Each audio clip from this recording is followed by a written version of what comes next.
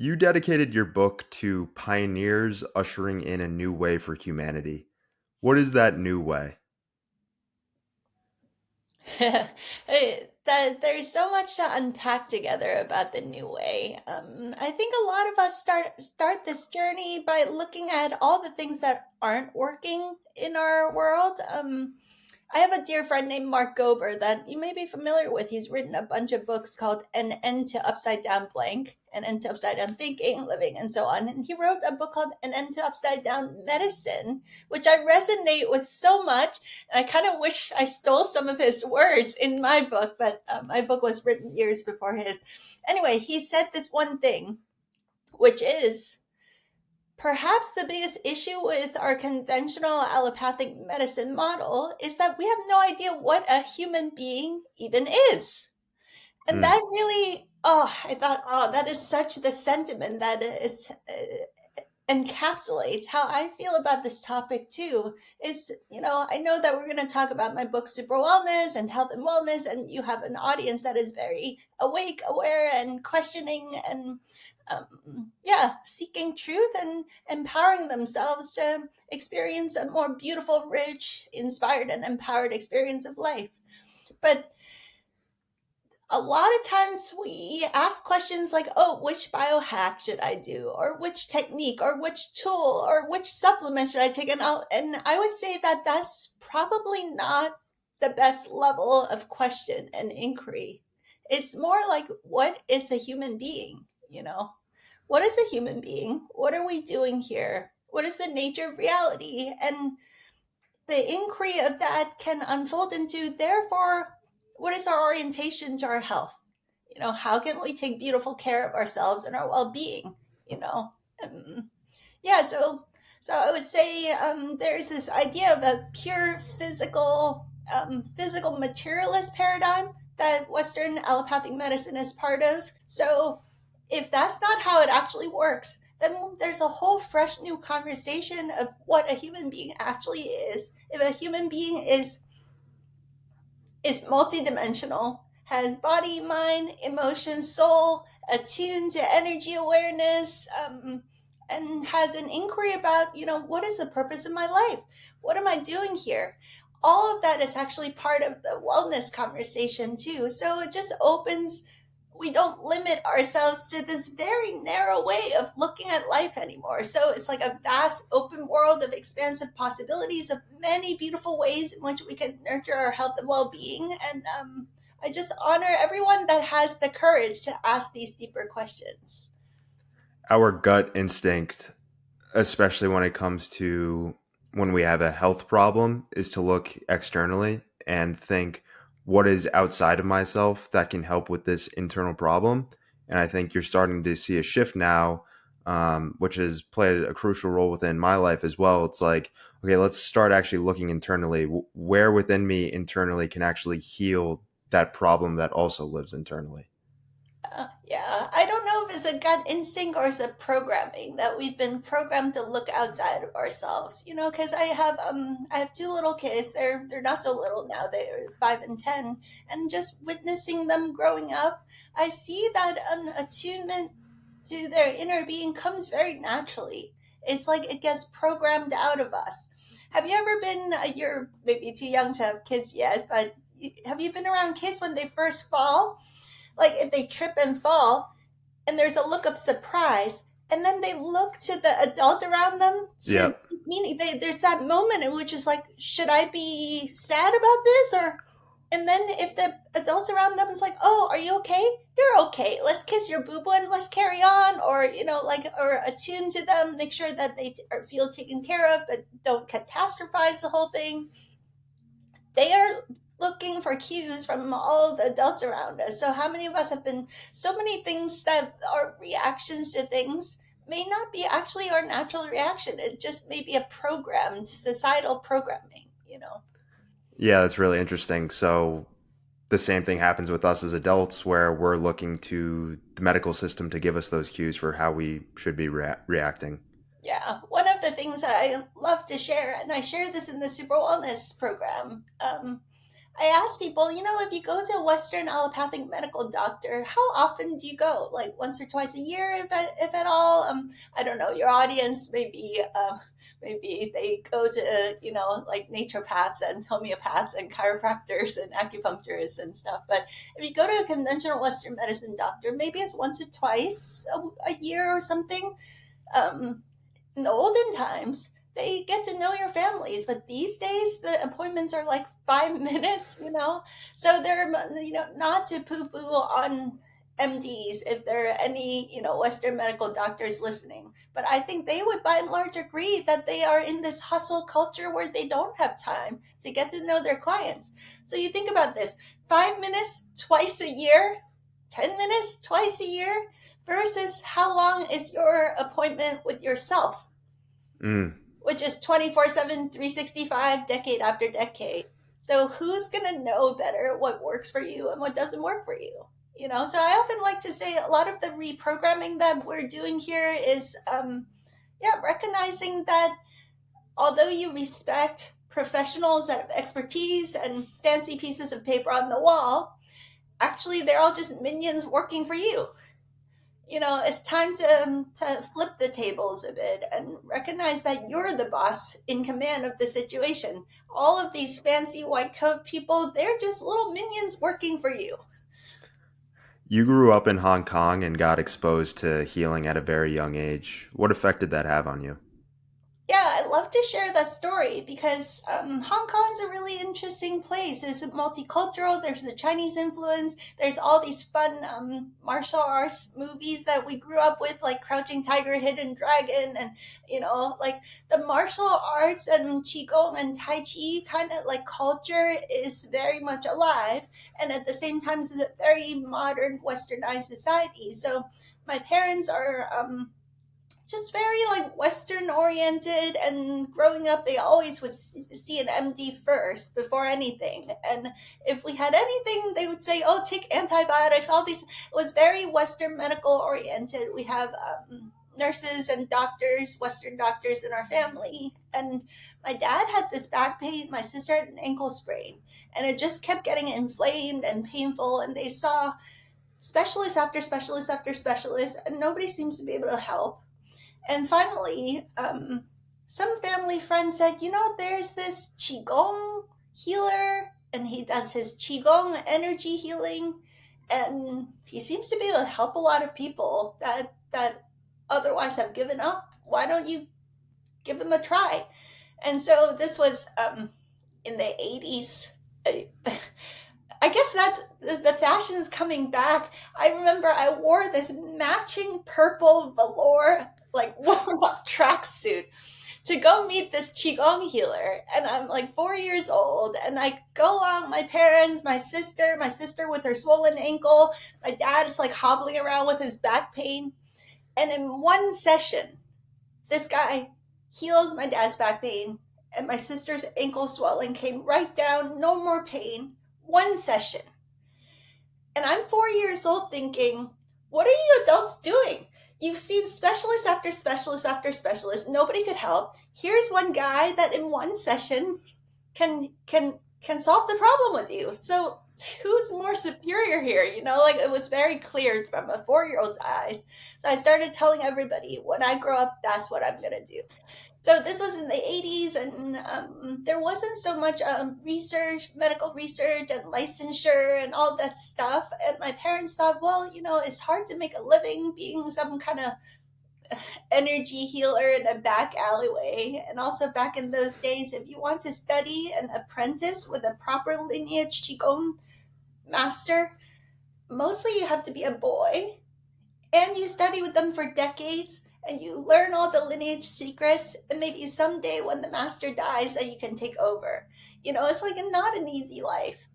And so my parents, like all parents, they want the best for their kids, and they thought, hey, you seem like a smart kid, why don't you go to school, get good grades, get a good job, all this stuff. So I remember distinctly like battling this because I knew that what I saw was so important. I thought, this is, I don't understand why the adults are so opposed to me wanting to do this when I grow up.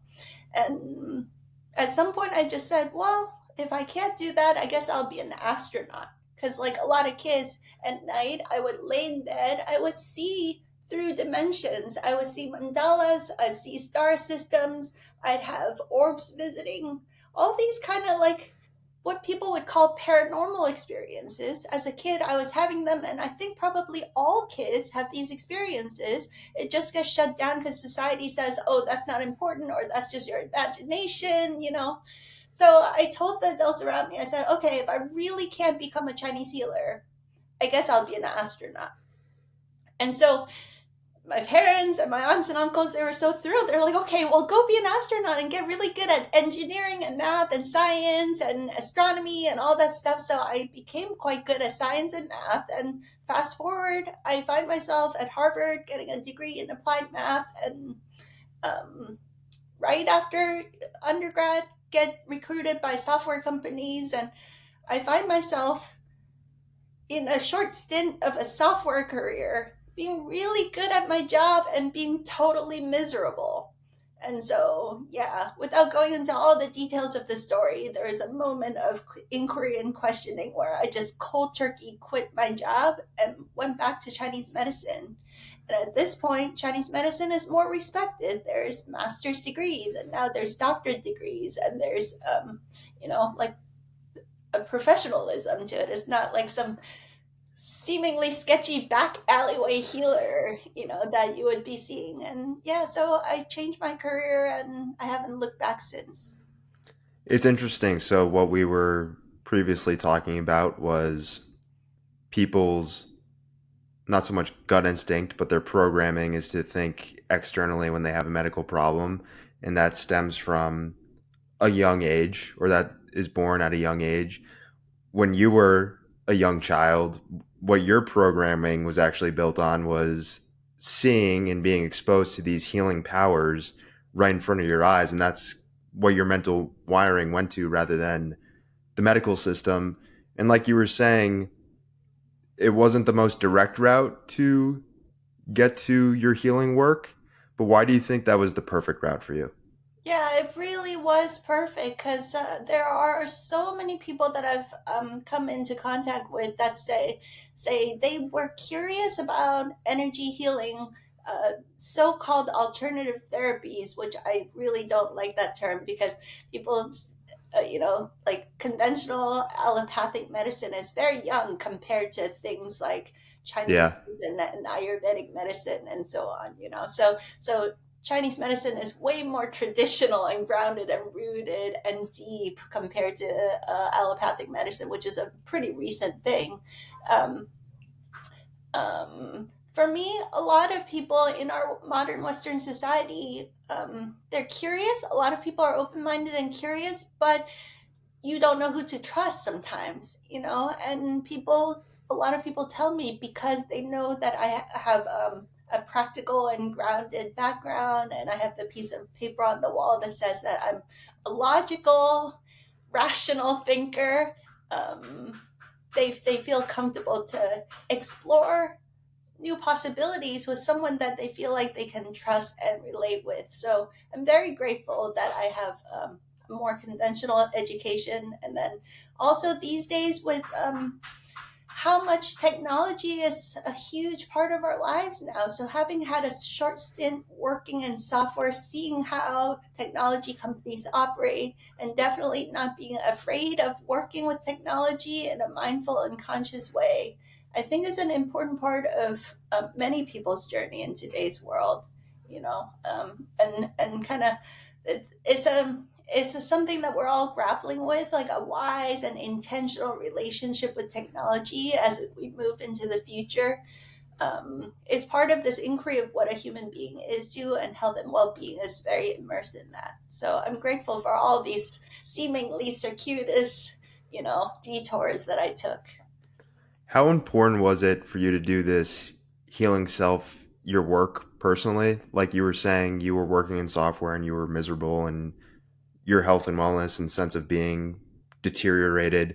How important was it for you to do that work before fully committing to this healing work and helping with other Yeah, people? I'm so grateful because a lot of my clients over these last 20 years have come to me that have really stressful tech jobs. I live in the San Francisco Bay Area, and I've worked with a lot of people that are in the Silicon Valley world, and they're open-minded, wonderful human beings that are in a very high-intensity tech environment. So having had that exposure is really important part of my professional skill set as a holistic medicine doctor these days. And for me, I also feel like um, part of the journey that we're all on right now is because there's so much information available on the internet.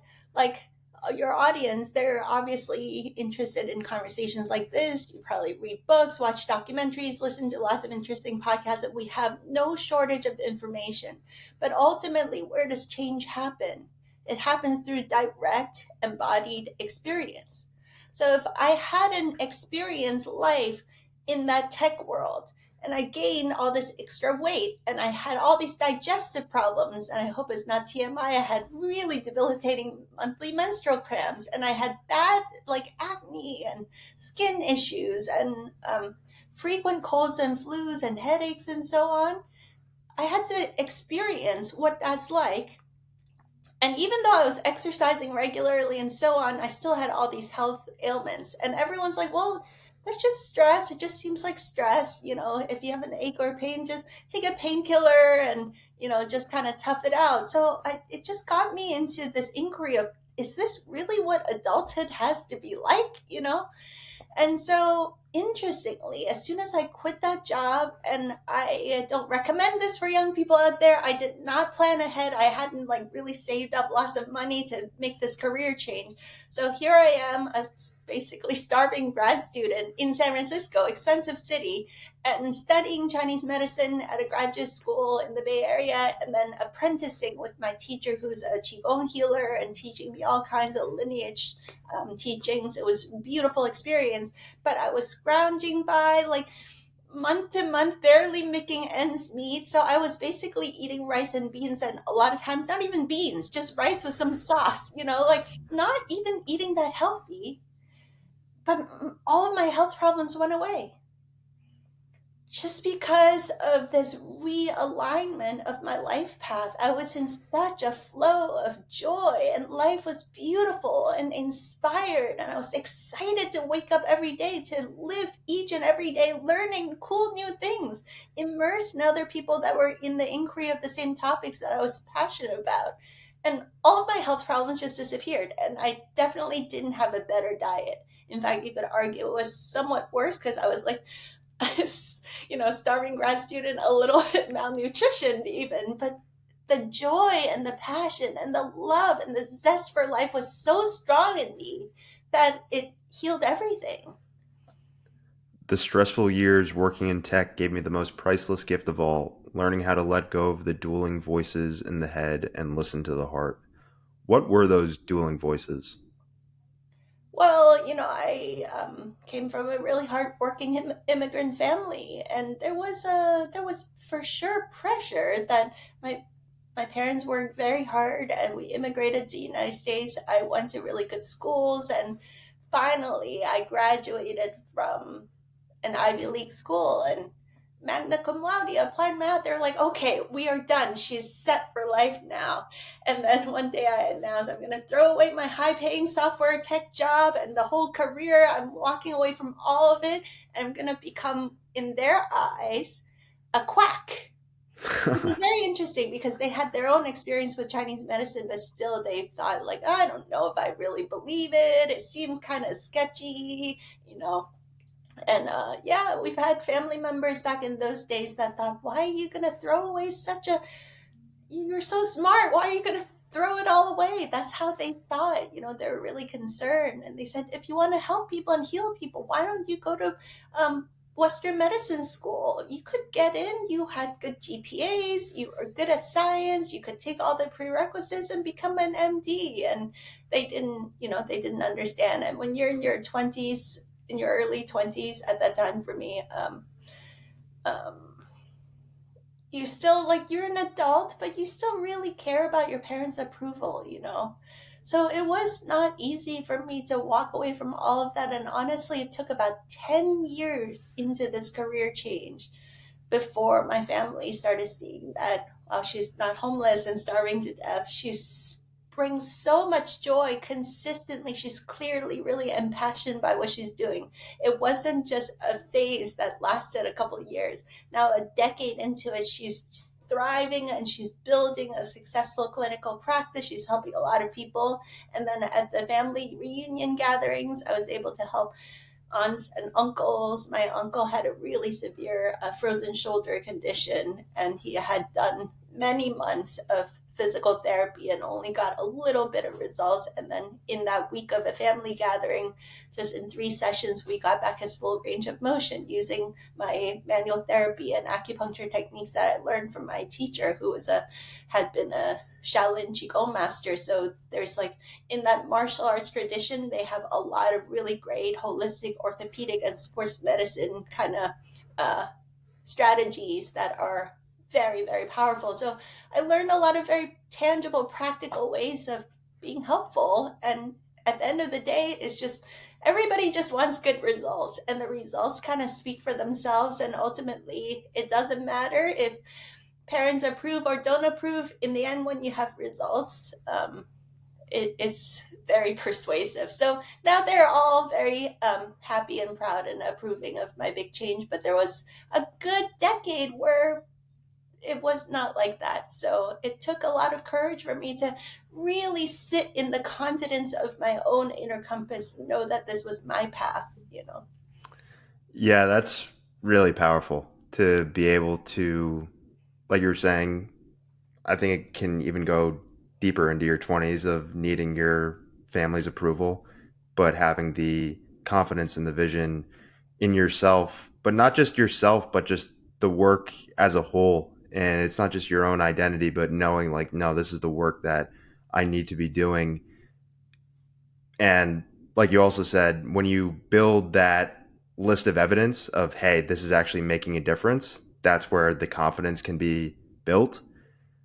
Somebody who's also had an impact on your life, and on the opposite side of things, a person who you could say, oh, that's a person that actually really pushed me into this way of life and this way of work. What impact has Wim Hof had on you and your work? Yeah, I started. So there's the experience at age 4 that was always in the back of my mind, that this qigong healer could, in one session, create such profound results using nothing but energy. He didn't do acupuncture, he just used energy healing. So it was always in the back of my mind. But once I started Chinese medicine school, I started meditating more regularly. I started having my own qigong practice, because that's part of Chinese medicine school. Outside of Chinese medicine school, I went deeper into qigong practices. And so that actually was what instigated so many of my explorations. I'm kind of giving you a little bit of a long-winded answer because this is an important backdrop. While I was still in Chinese medicine school, I was doing a qigong practice. Qigong is basically the traditional Chinese meditative practice that is focused on, number one, attention and intention. Number two, using your intention to kind of guide the energy flow. And then number three, well, and your breath, sorry, combining your intention and your breathing pattern to guide the flow of the energy. And number three is either a specific posture that you sit or stand in, or a specific set of movements to kind of support the flow of the energies. And so for me, Qigong was such a profound practice because I couldn't really meditate, but Qigong really dropped me into a meditative state by focusing on the breath, focusing on the intention, and focusing on posture and movement. And I had this profound experience of complete dissolution of the self and reunion with the cosmos. I experienced myself exploding into trillions of pieces of light this one session, where I remembered who and what we all really are, which is pure love. And the experience was so like ineffable that it took a really long time for me to come back from that, to even have words to articulate what happened there. Um, I just knew from that direct experience back to direct experience again. It wasn't something that you read in a book. It's a direct experience of knowing with so much certainty that who and what we all are is pure love. And and it turned me into a real seeker after that, because I didn't understand if that is our true nature, why is there so much pain and suffering and war and divisiveness and hatred and disease and all of these things that seem like so far away from that state that I experienced. So as part of my seeking, I started studying with different healers and teachers of many different traditions, reading thousands of books on metaphysical truths and spirituality and the nature of consciousness, the nature of reality. And so I started discovering people that have had near death experiences, such as some of your guests that have been on your show. And that really helped me a lot to start to put the pieces of the puzzle together, to realize that maybe I'm not crazy, and to realize, as we mentioned in the early part of the episode, that this world is actually backwards and upside down, that it has been built backwards and upside down, is almost like a little hide and seek game that we set up for ourselves. And so along that journey, I started exploring all the people that are questioning the nature of reality and questioning all these artificial limitations that we put upon ourselves in this world.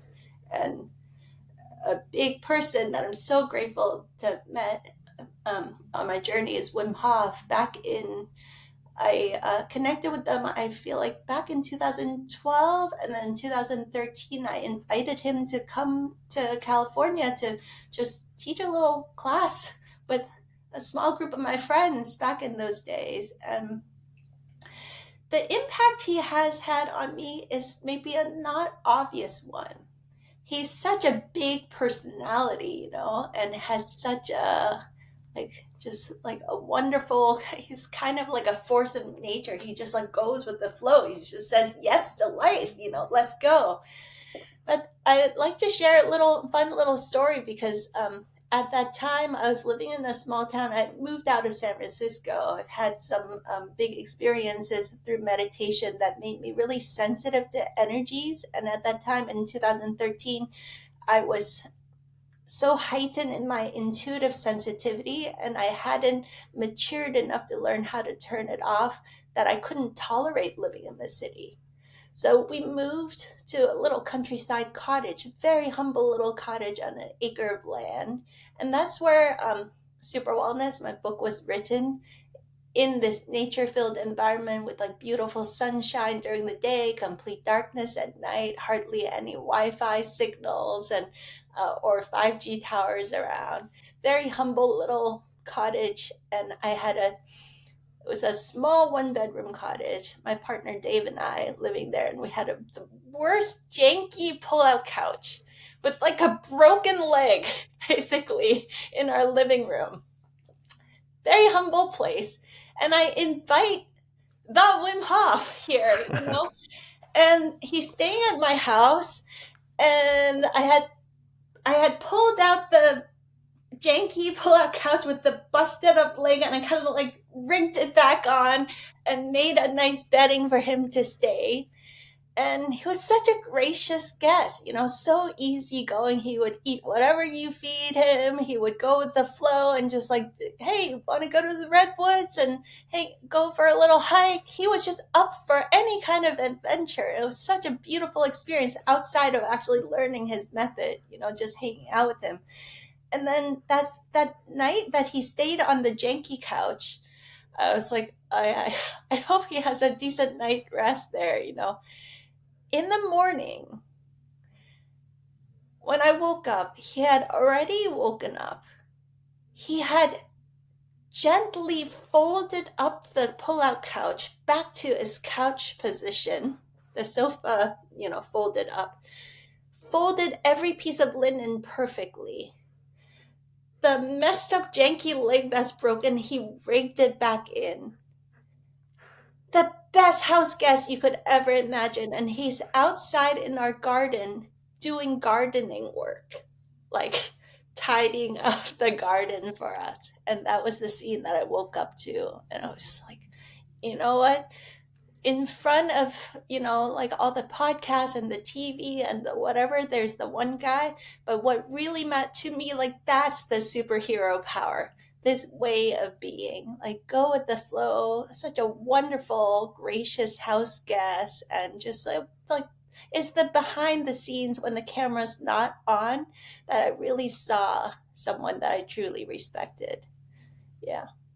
Wow, that's very cool. I find the couch part very funny, actually. Yeah.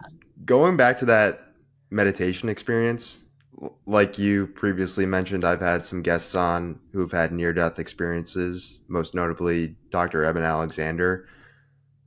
And there's that correlation between having a near death experience and that being the catalyst for having this very profound spiritual awakening. You obviously didn't have a near death experience. This was in a meditation session. Is there any understanding or answer for why you think you were able to have such a profound meditation like that? Yeah, I was on this podcast called the Jeff Mara podcast, and he called it a near death like experience, which is very accurate. Yeah, it was like I didn't have to die, but I had the tremendous blessing of a very similar experience to what many NDEers experience. I don't have all the answers about the perfect timing of things. Like, is it possible that that was some kind of a preordained life plan that I would take a circuitous route and go into math and go into tech and then come back to holistic natural healing, and then shortly after that be reminded of who and what I really am in this experience, that was some part of my life plan. It seems like something like that because um, when you meditate, I think you never lose. It's always a win. Every time you decide to get still and take some deep breaths and drop in and attune to yourself is always a win. But in this particular case, it was this blessing that I was supposed to experience early in my journey, and have that be the impulse that keeps me really inspired to keep asking the questions. I feel like in today's world, it was such a dramatic experience that I had. I literally experienced one moment just meditating, being in my body, and the next moment, the size of the entire cosmos, one with all of creation. And it was like this faraway voice. I don't know how much time elapsed, where I heard that the meditation teacher's voice was guiding some other part of meditation. And then there was this, like, oh yeah, there's a girl named Edith Chan sitting in some room in San Francisco. Maybe this it is time to go back to that it. It was this, like, totally no more personality state. Like, it was just like, yeah, there is some kind of tethering to this physical incarnation that kind of called me back. And when I finally landed in the physical body again, it was this weird clashing that I had a really hard time articulating until years later, because it was a clash of all these emotions and energies of intense love and appreciation and so much gratitude, that I went home and returned to our natural state. I remembered who and what we really are, and it's just such a beautiful homecoming experience. And at the same time, here I am back in this physical body, and it just all feels like this whole reality is built backwards and upside down, a bunch of lies that I've bought into, and and like grief and sadness and anger at all of that, and it all clashed together. And so all that could happen in that moment of, like ineffable intensity of clashing of experiences, was avalanches of tears bursting out of my eyeballs, just sobbing, weeping from the soul. And that turned me into a seeker, that in those days there weren't so many podcasts, so many books, so many It's in some ways such a blessing these days. I really had to go deep within myself, and it was 2 or 3 years of intense dark night of the soul, because I didn't have that many people to talk to about it. And maybe that was the perfect path for me in today's world. Anyone that has sudden awakening or mystical experience, there's a lot of support now for us to integrate and stabilize. So I felt unintegrated and destabilized for about 2 or 3 years afterwards. It took a long time to kind of ground myself into this understanding of the vast nature of our reality, and at the same time being balanced and embodied and stable enough to, like, run a business, do a podcast, in my case, raise 2 children, homeschool them while running 2 businesses, and be a grounded, embodied and practical person. So you started this episode asking me about the new pioneers and the trailblazers, such as your audience. To me, that's the trailblazing that's happening. It's like, can you be multidimensional and mystical and um, aware of energetic realms, aware of spiritual realms, and at the same time practical and grounded and body strong and healthy in your physical body, and run a successful business, show up places on time, be high integrity, dependable, get stuff done in life? Can you be all of that at the same time? And to me, that's the new human that is we're seeing kind of popping up all around the world now. I really, really like that. So, with your work, it's grounded in obviously helping people heal ailments, and that's what's on the surface. But taking a step below that, how is your work also about showing people that these ailments and these things that they're struggling with, above all else, can also be gifts in their life and something that can be used for future good? Yeah, everyone's on their path at their own perfect pace, but the types of people that come to my practice, my Chinese medicine practice, or my coaching practice, we always attract the perfect people to work with us at the level that they're ready for. So, not to downplay those practitioners that help people with ailments and symptoms, but that's not the type of people that come to me anymore. Usually, people come with, hey, I have this ailment or symptom, and I want to use this as an opportunity to really look deeper under the hood as what's going on. They're already usually kind of aware that there are deeper things to look at. And very quickly, we look at the symptom. But in Chinese medicine, we call it root and branch. Like, the branch is the symptom, the root is the deeper disharmony or imbalances that are at play. And that very quickly, that conversation goes into not just like imbalances in their biochemistry, but imbalances in their life, in their relationships. It becomes a life conversation very often. Like, are you in a, toxic work environment that doesn't feel right for you? And what would it take to find the courage? Maybe this health ailment is the thing that kind of wakes us up to, oh wow, I need to speak up, or I need to change my career, I need to switch up my environment so that it's more aligned and congruent with my values. So the conversation gets into really beautiful, soulful inquiry very quickly. And even, early in my career, I mostly worked with either high performance athletes, because I have a sports background, and my doctorate degree was at the intersection of endocrinology and holistic sports medicine. So, using holistic medicine and all the longevity and anti-aging type of strategies to enhance sports performance. And also, I have specialty training in orthopedics and sports injuries and so on. So I attracted a lot of very elite high performance athletes into my practice.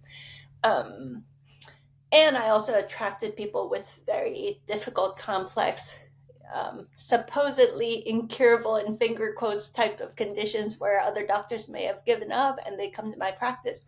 With both of these types of populations, what's the same is that they're very motivated in going deep into what works and what doesn't work, and they're very committed to their health and well-being. And so I was able to learn so much from everybody. And what I found over and over again is this consistent trend of is kind of a paradox. The paradox is the ones that had the best healing results were the ones that weren't resistant to the fact that they had an injury or an illness. They welcomed it as an opportunity to learn and grow and discover something deeper about themselves. And because they welcomed it, it moves through very quickly and they heal very fast. The ones that are really, it's that saying, what you resist persists, right? The ones that are like, I'm so upset, I'm so angry that my body is failing me, and darn it, body, I don't have time to be sick right now. That energy and that attitude often prolongs the process. So life is funny like that. It's the paradox, you know. I think that goes to the programming as well, though, because that's what we're told. We're told we're supposed to fight these things. Hey, this is a bad thing. Hey, this is a problem that needs to be solved, rather than doing the opposite of that and being like, hey, this is something that we can actually tap into and find wisdom and can be used as a stepping stone for something even better in your life rather than a hindrance. Yeah, a typical example with an athlete is that if, let's say, they have an injury, they will listen to the injury, take good care of it, pump the brakes on their training, work with the injury, do the PT, do the manual therapy, all the things, and then work with their coach to look at their technique, their training program. Let's say they're a triathlete, they might work with a professional bike fitter to see if the equipment needs to be adjusted for better alignment so that they don't get injured. And go into the whole inquiry of how can I realign things to learn from this experience. You know, those are the guys that always have the best results. I find it interesting how you talk about in your book where people can come to you with a host of different ailments, whether it's back pain, headaches, gut and digestion issues. But you talk about how it all comes back to chronic stress, and that's the root cause. What was the process of you understanding this and deducing this? Yeah, I feel like the word chronic stress is is overused, and there's not enough nuance maybe in just calling it stress. You know, it's because there's also good kinds of stress, right? Like Chinese medicine 101 is yin yang balance, yin and yang. So, an athlete, how do they get fitter and stronger? You do stress the system, right? It's the Yeah. balance between stress and recovery, stress and recovery. If there's no amount of stress, you don't get fitter and stronger. But if you don't do sufficient recovery, you just get injured, right? Like, so what is the harmony and the dance and the flow of the stress recovery cycle so that we keep learning and growing fitter and stronger and wiser? I mean, it's not just the physical body, mentally, emotionally, spiritually. We go through cycles of challenges in life.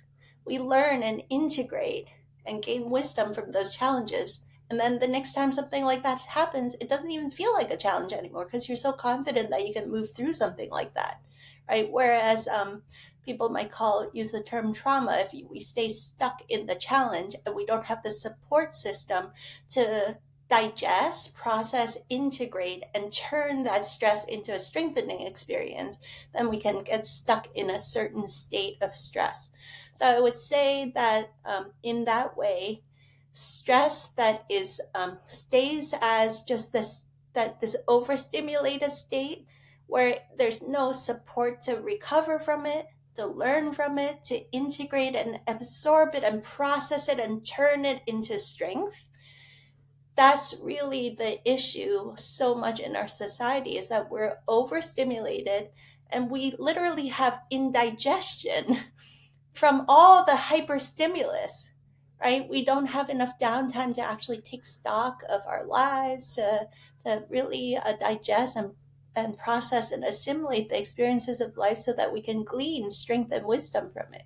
One of the beautiful things that we do in the Super Wellness 6 week journey, maybe we can go through the whole journey. There's an acronym, HEALTH, when we get to week 4 or 5, we do a deep meditative mindful eating experience, and we turn that experience of eating as a teacher for, like, how do we eat? Most people eat on the run, eat on the go. They scarf down a whole sandwich in 5 minutes, and they just like hustle, hustle, hustle. They don't even take time to taste their food, and they eat under stress.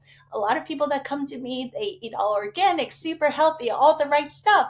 But I always joke that they make really expensive poop because they're like buy all these like superfood organic groceries, but they don't digest it well because they don't chew their food, they don't take time, and they're eating under stress, and so the body's not absorbing the nutrients and so on. So you make very expensive pee and poop. Anyway, when we do a mindful meditative eating practice and we slow down and chew every bite and savor each and every bite until it becomes liquefied, and you really experience what it's like to nourish yourself slowly and mindfully, it becomes not just something that recalibrates your relationship with eating and nutrition and food, like how you eat being at least as important as what you eat, but it often expands into a conversation about how the way that we do one thing is how we do everything else very often. And so, how we eat in a rush, eat on the go, reminding us, where am I in the rest of my life? Hustling through life and kind of missing the nourishment that is possible. And then we have indigestion from life. How often is that going on? You know, and at the same time, a lot of beautiful things too. When people slow down and do the mindful eating practice, they realize that, yeah, my relationship with food, there's also some wonderful things. I really enjoy many different flavors and variety. And I'm like that in the rest of my life. I like to explore and adventure and appreciate variety and adventure in the rest of my life. Or when I'm with my food, I realize I really love to share.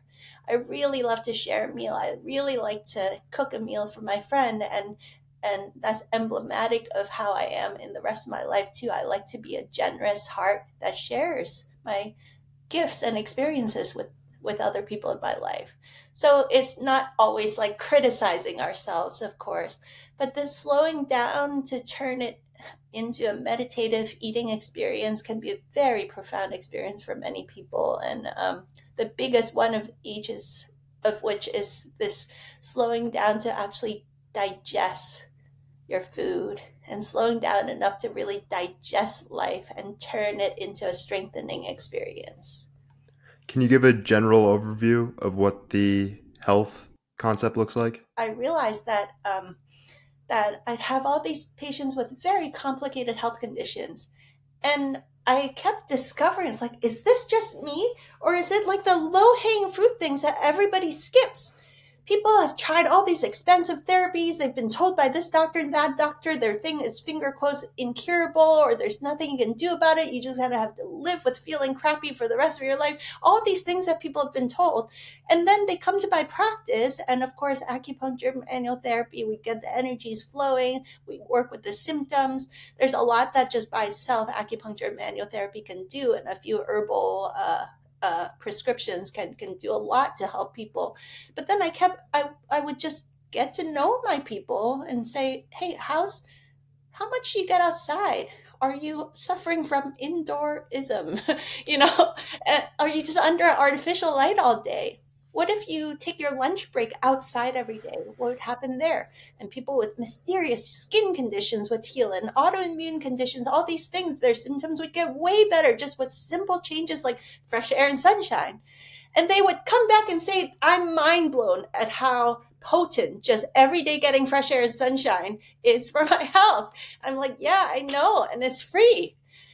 And people are just like, well, what else? And so I started developing these frameworks of breathing and hydration and these fundamental building blocks of our health that we skip over and we way overcomplicate it, not because we don't know about these things, but because we way devalued it, because nobody can make money off of these things. So there's no advertising dollars pumping ads in our face, reminding us to just get outside and fresh air and sunshine, you know, because like you can't patent it. Nobody's going to profit off of you being self empowered with simple free stuff in your life.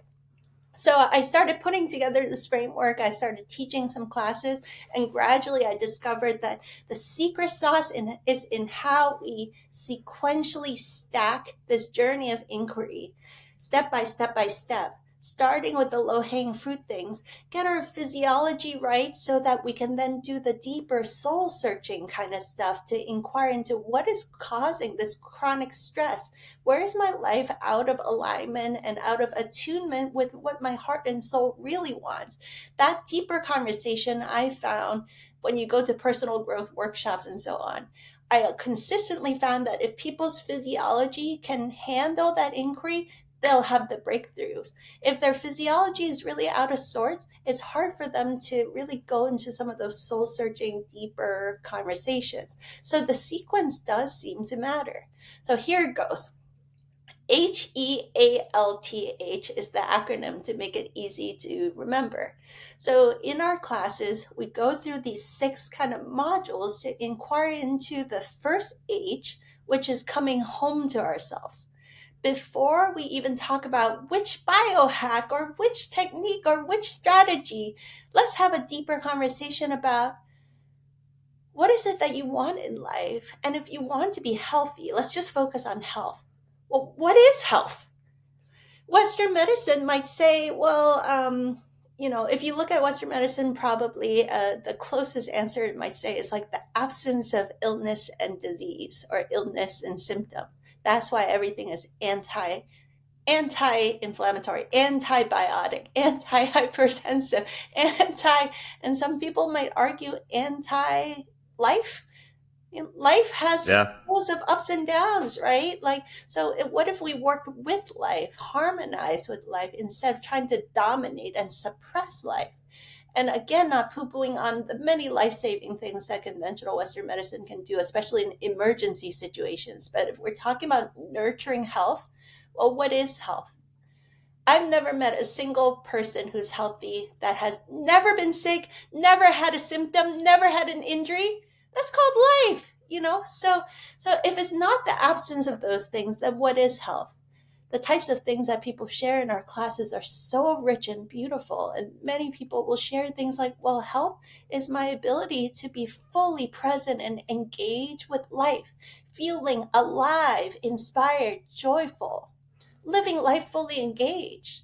Or some people might say health is my capacity to be with the ups and downs of life, to rise through the challenges of life, and to turn every challenge into an opportunity for learning and growth and to gain strength and wisdom from each experience of life. To me, that's my definition of health.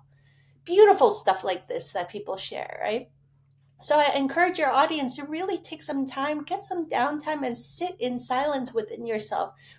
You want to be healthy. Everybody says they want to be healthy, but what is health? Let's calibrate our compasses properly first. And then once we talk about all the tools, tactics, and strategies, you can keep asking yourself, are all of my self-care practices align with what I say my definition of health is? Let's really sit with that question. And then we have some conversations about, well, what are some simple, super low hanging fruit things that you already know? For example, we started this conversation today talking about how a human being is not just a 3D object. We're not a bunch of robotic parts. We have body, mind, emotion, soul, all these levels. So I would ask the audience to consider coming home to yourself, taking beautiful care of yourself, your body, mind, emotion, soul, all these levels. What do you do on a consistent basis that's nourishing to your body, nourishing to your mind, nourishing to your emotions, and nourishing to your soul?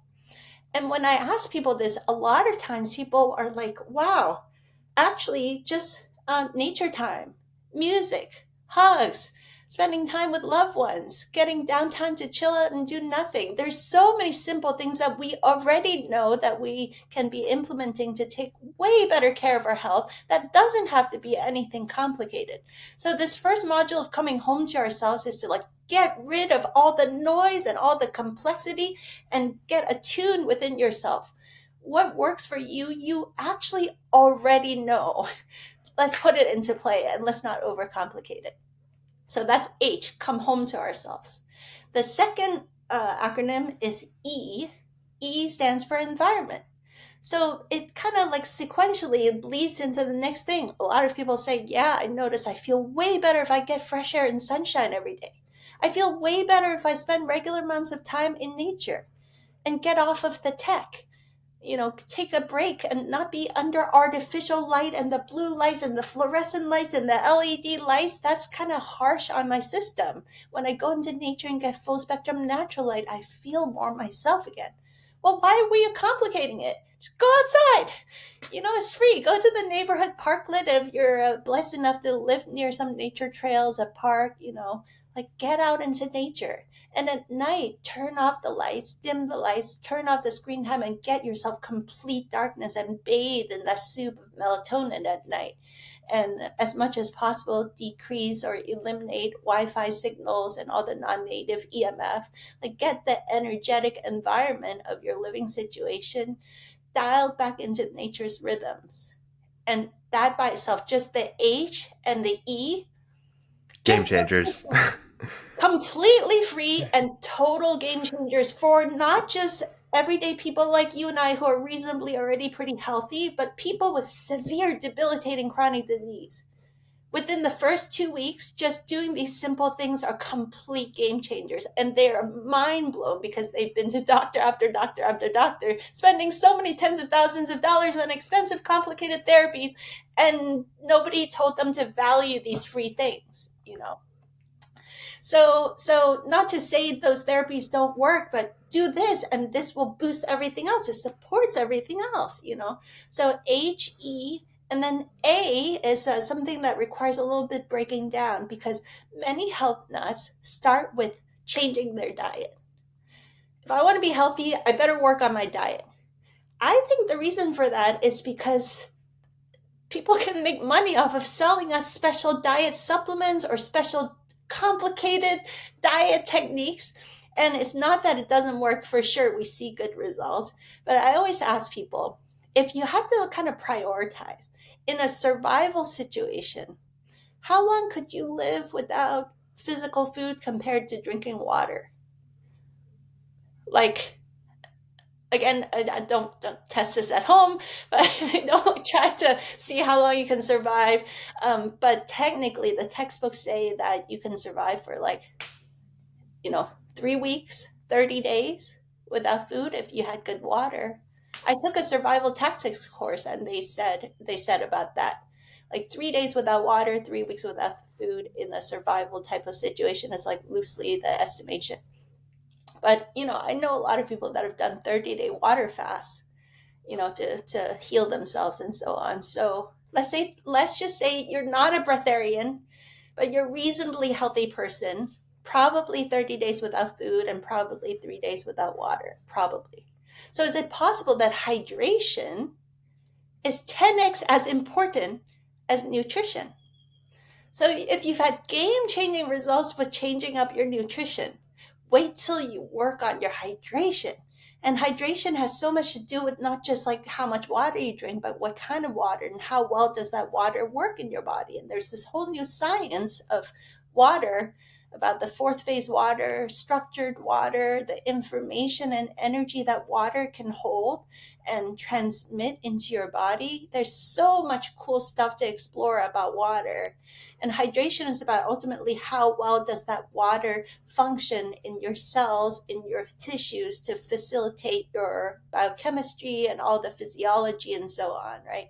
There's a lot to talk about with just water, but just consider the possibility that it may be 10 times as important as nutrition, maybe. Okay, how long can you live without breathing air? How long? Not not long. Like a few minutes. So is it possible that air and breathing is 1,000 times, 2,000 times as important as hydration, which is 10 times as important as nutrition. I just say, I mean, I'm saying this with like a little bit tongue in cheek and joking, but kind of not joking, that maybe breathing practice and air quality is number one. Hydration, not just drinking water, but drinking high quality water with really pure water that has life force energy in it, that's structured and enhances the physiology of your body. That's number two. And food is way down, number three. So A stands for get your A's in order. Air is first, agua is second, and then umph. My partner came up with umph for the eating part.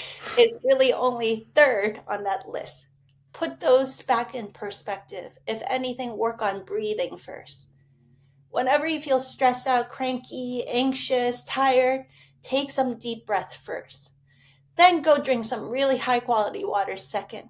And then go eat a snack third, in that order. Game changer. Another game changer.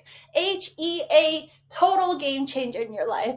After this, then we go into L, which is what many people rush to this part, lightening up. People say, I got to detox, I got to, fast and all of this. I suggest that before you do fat, and intermittent fasting has gotten so popular, juicing and cleansing and all the detoxes are really popular. I support it wholeheartedly. But your success with the lightening up and cleaning and detox is going to be so much more successful if you've done the HEA first. And then with that support system, let's say you're doing breath work outdoors, barefoot on bare earth, grounding, nature time, sunshine, all of this, drinking really high quality water. Now, when you do your intermittent fasting, you're going to have a really pleasant experience with it. And when it comes to that L component, besides lightening up our food, some intermittent fasting, we also do the mindful eating and really slow down and get in touch with how we eat, not just what we eat. And when we do juices and cleansing, I always recommend that we also simultaneously do a digital media detox, because when we eat lighter, we become extra sensitive and we become really aware of how we're not just consuming our food, but we're consuming media and content that may be um, like harming our health in sometimes, or uplifting and inspiring and upgrading our health. It's a kind of food. It's the food not just for the physical body, but emotions, mental, spiritually, to really think of the content that we consume and the media we consume as a type of food. So mindfulness across all the dimension, and lighten up and detoxify all the stuff that we don't need. So H, coming home to ourselves. E, optimize our environment, sunshine during the day, sleep in darkness, grounding, barefoot, bare earth, nature time, that kind of good stuff. E stands for environment. A stands for air first, agua second, umph is third on the list. Lightening up is fourth. Now, HEAL is complete. From this state, your physiology is attuned in such a way that your nervous system and your inner attunement is heightened, so you can really do the deeper work of the mind mastery and deprogramming old stressful thoughts and old limitation programs and all the societal conditioning that keeps us disconnected from how powerful we really are as human beings. To add one point to that, because so like what you were saying earlier, what does health mean to you? And for me personally, what health truly means is to be able to heal. And going through that acronym, like you can't spell health without heal. And that's what I love about your work, and it's a lot of my work as well, as this focus on healing. And just to add one personal point about me, so I dealt with a lot of chronic back pain and went through the entire conventional medical system and didn't help at all. And the mindset and the language was always around recovery. You have this injury that you need to recover from. And then when I took a mind body holistic approach, it quickly switched to, okay, we need to heal. And there's a vast difference, I think, between those two things. And I have my own definitions, but I'm curious to know from your standpoint, what do you see as the difference between healing and recovery? Yeah, I mean, I suppose recovery is just where you bounce back from the symptom, whereas healing implies to me that you've taken that opportunity to, like we shared earlier, digest, assimilate, and take full advantage of the opportunity to gain strength, gain wisdom, gain knowledge, gain goodness out of the challenge of the Yeah, situation, and become an even more whole version of yourself as a result of that. that's exactly how I see it as well. And because I literally looked it up in the dictionary what recovery means, and it's a return to where you were. And I'm like, that's not what healing is. I'm not like returning to who I used to be. It's like I'm Right. a much higher version of myself now. Yeah, yeah, yeah. Beautiful. Yeah, beautifully put. So to get back to Well, the acronym now, yeah, so so we're up to T. H-E-A-L. Now, T, this is the real juicy work. However, I just want to underscore again how important it is that we go through the HEAL process so that you have the physiological foundation, your nervous system, your self attunement. You've done some inquiry to kind of really listen to what your definition of health is. You've taken back command of your lifestyle, your health, your life. Your orientation now is like, oh, I'm the basically boss and CEO of my own life here. Now, when you go into the T, stands for thoughts, and T stands for truth. So, mind mastery and mastering our thoughts and letting go of stressful thoughts, working with our thoughts so we become aware when we are running limitation thoughts and programs and belief systems and how to dissolve those and step back into self empowerment. That's a big part of personal growth work, obviously. Um, so in this module, it's a big topic, and we just kind of put it into place. And I share a few of my favorite tools. But really, the reason for the H.E.A.L.T.H framework is that now you can plug in whatever are your favorite tools, tactics, and strategies, and you have a context for how all of these pieces piece together. So the reason T stands for truth also is because in that module we explore how um, when we are lying to ourselves or lying to others, or when the world is lying to us, it creates a discordant energy that ultimately you can feel in your body.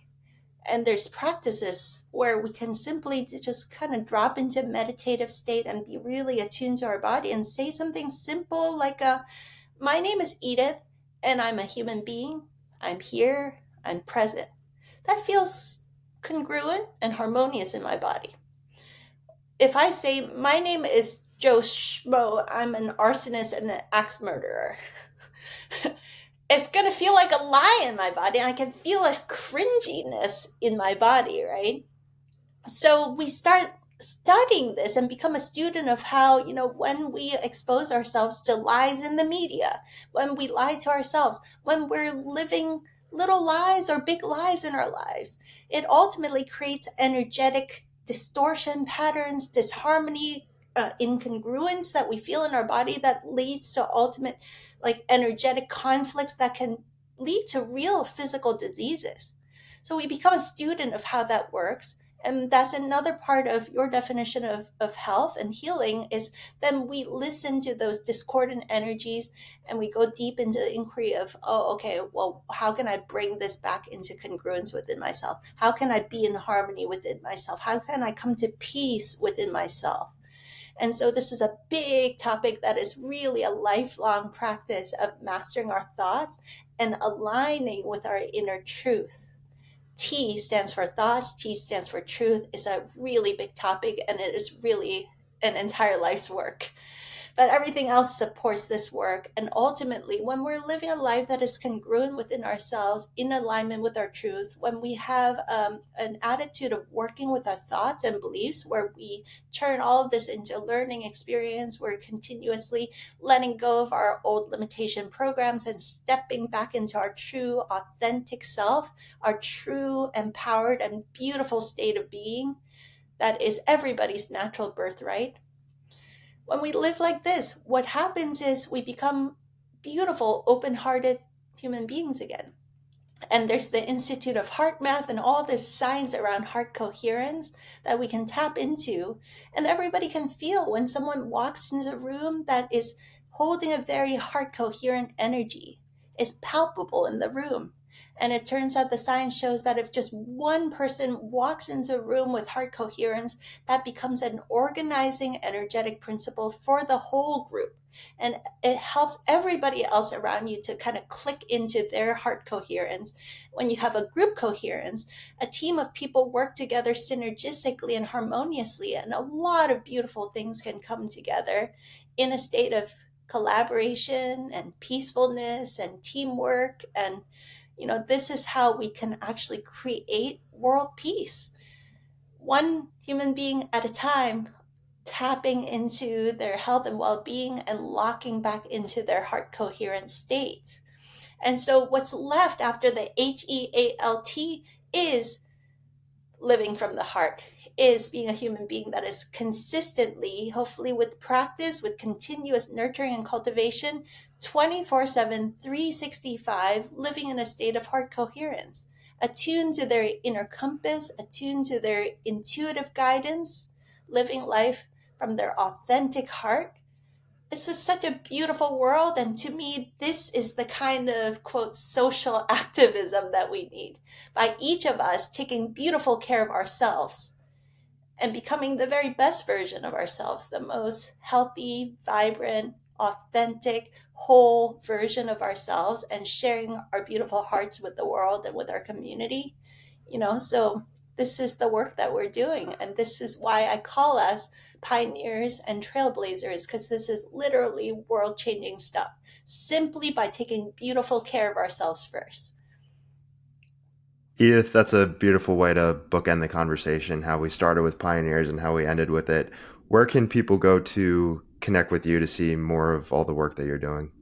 Yeah, thank you so much. It was a beautiful conversation. I really enjoyed it today. My website is dredithubuntu.com. That's spelled Dr. Edith, Edith. Ubuntu is spelled Ubuntu.com. And the book is called Super Wellness, which you can find online on Amazon. And yeah, Super Wellness has his own separate website, superwellness.com. I encourage everyone to check out my personal website, dredithubuntu.com, because Super Wellness is really the launching pad to a lot of other cool stuff. Once you're attuned in this way as a whole, body, mind, emotion, soul, attuned, aligned, coherent, now it opens up all kinds of cool possibilities. So we have a lot of interesting other personal growth, spiritual growth kind of offerings that launches off of the super wellness work that I'd love to invite your audience to explore also. So yeah, lots of expansive new human possibilities are kind of like awakening all over the planet right now. And so I feel really blessed to be part of the kind of front edge of these movements that are happening. So awesome and so great to be able to talk with you today. Yeah, thank you so much. Thank you to the audience for sharing this beautiful conversation. I hope that it served you and inspired you and uplifted your life, and let's stay connected.